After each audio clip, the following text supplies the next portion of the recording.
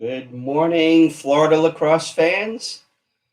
It's Tuesday morning, getting closer and closer to our regional finals, Thursday and Friday.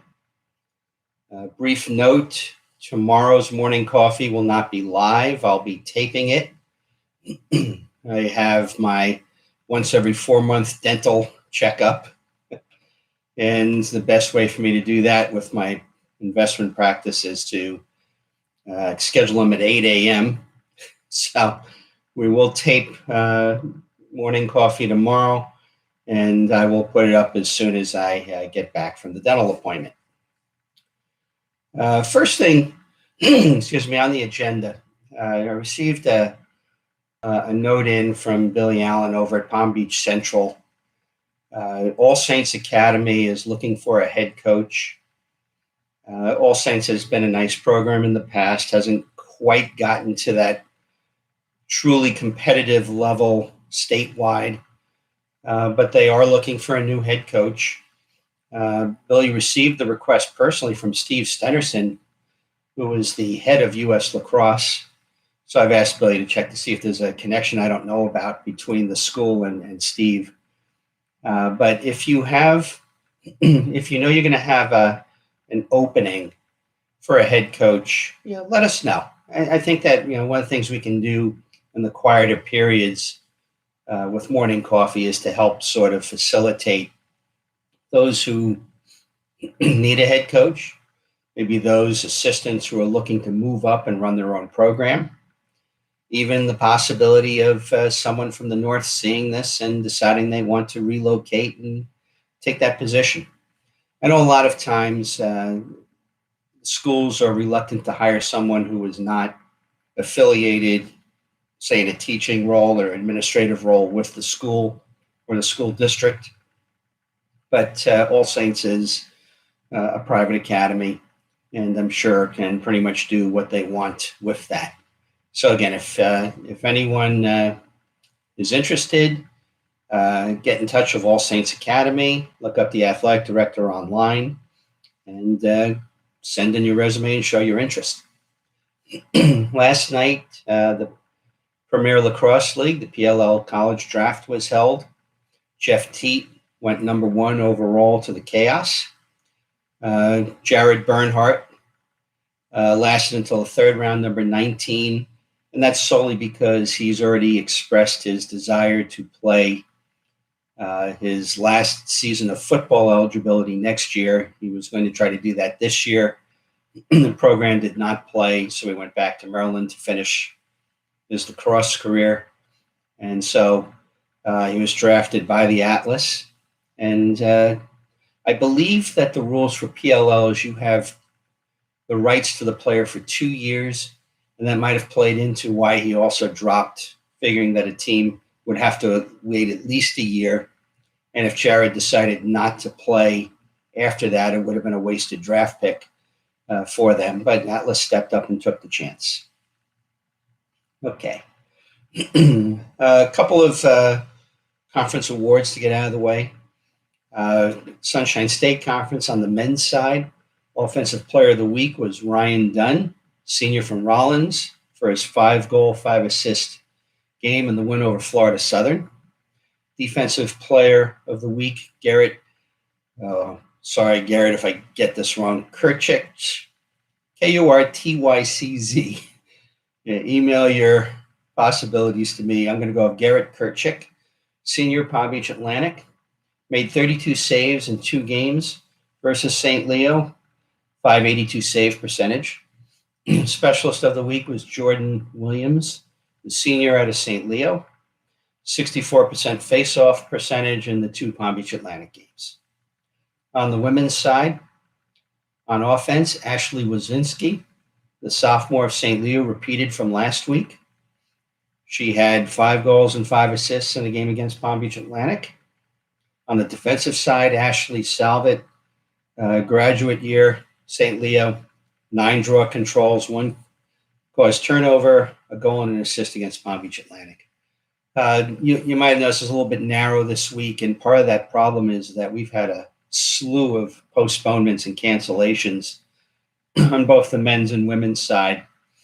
in the Sunshine State Conference, positive test somewhere or a tracing issue within the program.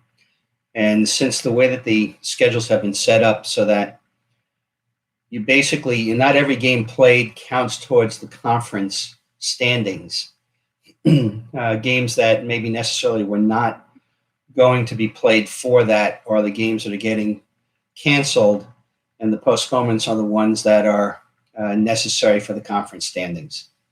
Now, in the American Athletic Conference, University of Florida, Sarah Resnick, again, won the Freshman of the Week as goalie, 727 save percentage in the doubleheader over the weekend with Old Dominion. I came across something very unusual in some of the polls at the D1 level this week that I wanted to comment on. The USILA, United States Intercollegiate Lacrosse Association, does their top 20, I believe it's a coach's poll, for the men's Division I. The Big Ten's voting kind of lifted my eyelids a little bit. Yeah, Maryland at number 1 is fine. Everyone has their favorite, whether it's Maryland, Duke, North Carolina. They've all kind of been splitting that according to the polls. Rutgers checked in at number 5. No issue there. Then we get down to number 19 and number 20. And we have Penn State and Ohio State, both with records of 4 and 6. Now, obviously, with all the cancellations and programs that are suspended, you're kind of, when you get down to 19 and 20, to be honest, if you're 4 and 6, I don't care if you really are the top 19 or 20. Do you really deserve being in the poll? Could it just be that if you're not 500, you should not be in the top 20? Isn't that kind of a nice and easy way to put it? If you've got a MAC team that has run the table in the conference, or in the NEC, Hobart's conference with St. Joseph's, ran the table in the regular season, they're not in the top 20. I'm sorry, guys. I mean, you might think you're doing the right thing, but if you want to keep growing the sport, you can't keep voting the old boy network.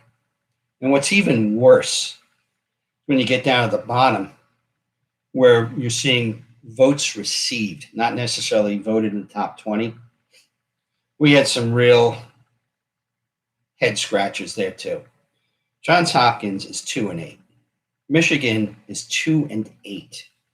They both received votes. Are you not paying attention? Again, it's fine. It's fine if you think they're deserving of votes. But at 2 and 8, you don't deserve a vote. Also in that receiving votes category, University of Pennsylvania. They've played 1 game this year. They beat Division III Cabrini. That was this weekend. Cabrini is a very solid team, number 5 in Division III. It's a win over a Division III program. Why is Penn getting a vote? Meanwhile, Brown, which beat BU in their first game of the year, did not get a vote. Maybe someone can explain to me why beating a Division I program is less impressive than beating a Division III program for your only wins of the year. Coaches, if you're not going to take this quite that seriously, don't participate. I spend a lot of time just doing the high schools. And I can tell you it's tough. But I can justify every single position that I give.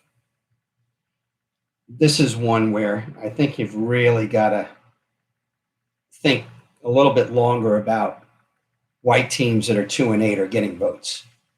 If this sport is in such shape that we can't see teams from the lesser conferences getting more respect for their 5 and 2 record, as opposed to a 2-8 record in a tougher conference. What's the point? Let's say USILA top 20 poll in Division II. Tampa ranked number 2, Lynn number 17, Rollins, St. Leo, Florida Tech also receiving votes. Oh, by the way, one last thing in that D1 poll. Monmouth received a vote after their loss to a 4-4 Canisius team. I just don't get it. In the IWLCA polls, Division I, University of Florida, ranked 8th, Jacksonville number 17 after their 1-goal loss to Coastal Carolina. D2, Tampa number 6, Florida Southern number 7, Rollins number 8, St. Leo number 23 on the girls' side. Okay. I took a deep dive into the college box scores over the weekend. Get caught up with our kids playing Division I lacrosse. This is what we came up with. Mercer played 2 games. On Saturday, Ashton Wood went 21 for 28 to faceoffs and scored a goal. Kyle Cox and Danny Walsh also with a goal each. They played on Sunday. It looks like Ashton did not play because I didn't see anything for the faceoffs for him. Matt Weingartner and Kyle Cox with a goal. Parker Juneau and Drew Mates with an assist each on the Sunday game. Notre Dame played a couple of games, the game against Duke. Eric Dobson with 2 goals in the game against Duke, and Mikey Adler with 10 saves on 22 shots on goal for Duke in that game. And then on Sunday, the Notre Dame UNC game, Dobson came back with 1 goal and 1 assist. Army versus Navy over the weekend. Wyatt Schupler, 53% save percentage and the 9-4 loss. Utah and Cleveland State. One of the best performances of the weekend. Cleveland State, Jason Sullivan, the Dr. Phillips graduate, 3 goals and 3 assists in the loss.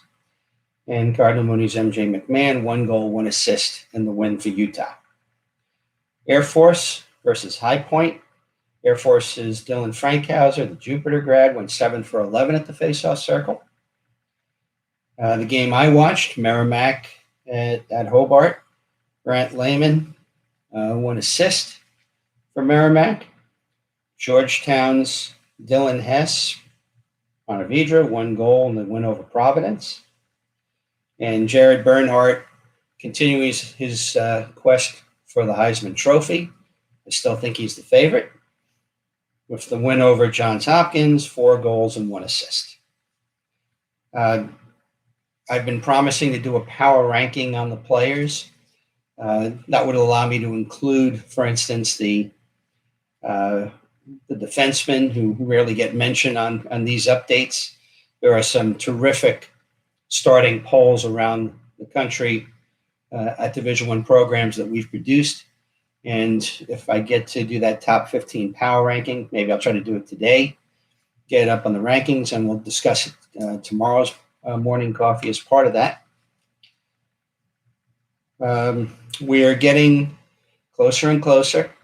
Thursday night, I'm probably going to be at it's Cardinal Gibbons. It's a neutral site game for Pinecrest being the home team.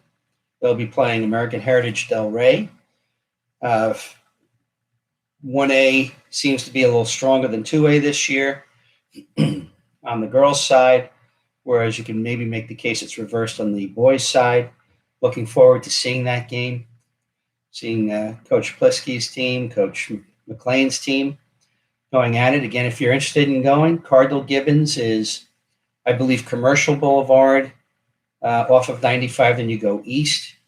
It's about, I want to say it's about a mile in, maybe a little bit less from the ocean on the south side. I believe it's a 7:00 start. So if you're interested in that game, that's where it's going to be, and I'll be there. On Friday night, we've got a couple of games covered. Our Photographer Seth Austin will be on his way down to Berlin as they host St. Andrews. I believe the only two undefeated teams in a matchup uh, this week. And I will be at St. Thomas as Jupiter comes to town for that regional final game in 2A. We've got a great 2 days coming up. I'll be spending a good chunk of time making sure that Thursday morning's morning coffee is a regional preview for the girls, and Fridays will be a regional preview of the boys. And that's why we covered most of the college stuff and got that out of the way today. Clear the deck for it. It's exciting, everyone. Get out to one of those games. Lay off the refs. Enjoy. Subscribe to this YouTube channel if you already haven't. If you have, bring a friend or two along. Send them the link. Let them subscribe also. Hit that like button. We completely enjoy hearing comments. You can get in touch with us at lee@floridalacrossenews.com. And as I said early in the broadcast, if you're going to have a coaching vacancy, let us know. We'll help get the word out so you can get the vacancy filled. Okay, this is Lee Roggenberg for Florida Lacrosse News, saying so long from the Sunshine State.